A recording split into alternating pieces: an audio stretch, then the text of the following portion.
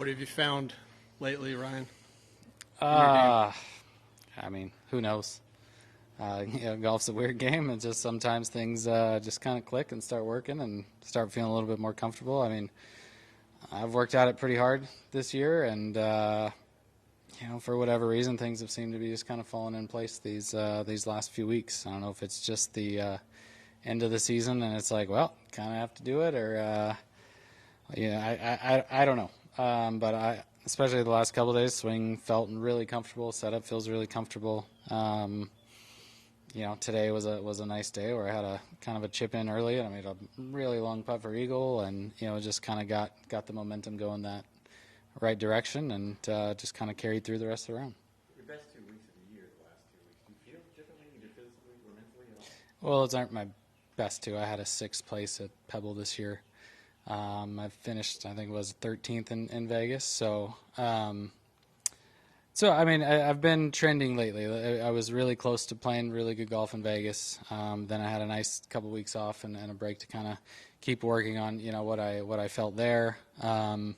Mexico, I hit it phenomenal, but putted just horrendous. And then finally last week, they kind of, I hit it pretty good and putted it pretty solid on top of it, and finally kind of put it together a little bit more. So, I just happy to get myself back into contention a little bit. To be honest, last week was fun. It was fun being there. Didn't have the best of Sundays, but fortunately had a birdie the last couple of holes to kind of get something out of that week and have a good finish. And for me now, it's just I got myself back into a golf tournament. I got to go try and actually win a golf tournament again. What went wrong that stretch in the middle of the season when you missed a bunch of cuts in a row? Yeah, it's hard to say. Just physically wasn't feeling great, wasn't moving great, and if you're doing that and other aspects of your game aren't supporting and helping out, just kind of leads to that. And I think that's what it was. It just was not quite as crisp tee to green at times, and then just not putting great on top of it. And it was just, for me, it was just not great golf. But through that whole stretch, I didn't feel terrible. Like, it was not like I'm like, oh my gosh, I feel like I'm gonna go shoot 80 today. It was close, but it just wasn't quite there a lot. So it was enough to actually weirdly build some confidence. Even last week, I mean, my first round last week, I think I shot 6 under, and honestly, it might have been the worst tee to green round I had in 6 months. So even stuff like that sometimes kind of reminds you, like, hey, there's a lot of ways to shoot golf scores. There's a lot of ways to shoot 5 or 6 under. It's not about just hitting every fairway and every green, all that kind of stuff. There's different ways of getting it done. So even that's just maybe was a little reminder to me that just it doesn't have to be perfect. Just go keep trying to do what you can and get what you can out of it. What was the key today in particular?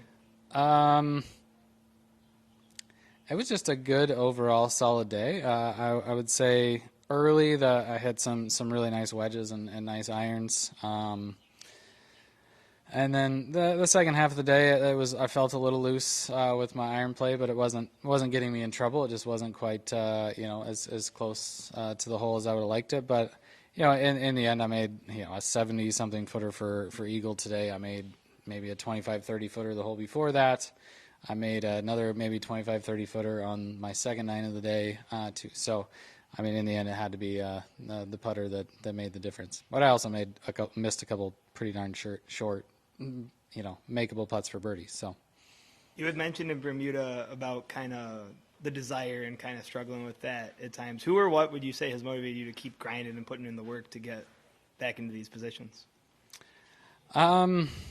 I don't know. I've put a lot into it the last couple of years, physically, mentally, just trying to get my body in a better place after getting hurt a couple of years ago. It took a while to get back and just feel like myself. And I've been trying to do everything I can off the golf course to make myself feel as good physically on the golf course as possible. And I mean, honestly, I think it's making a difference. And maybe it just took a little longer than I hoped for it to kind of click, but it seems to be working lately, and just for me, hopefully the the momentum from these few weeks keeps carrying on, and keep feeling good going forward.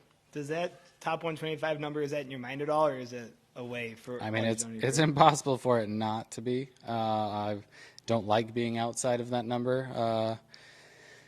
But at the same time, first and foremost, I'm trying to go win a golf tournament, and I got myself into a position where that's attainable again, right? And that's my focus. Winning golf tournaments takes care of everything else. It's pretty simple. So I got myself in a position. I don't know where the leaders are going to end up, but at least I should be in a position where it's attainable tomorrow if I go, play a good round of golf again. How do you describe the difference between being fully exempt and versus conditional status?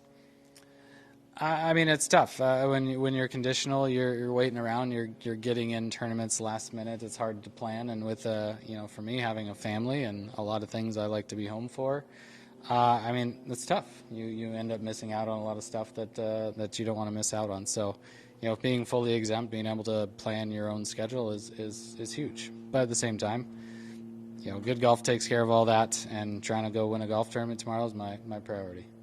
All right, Ryan, thank you, sir. All right. Thank you. Good plan.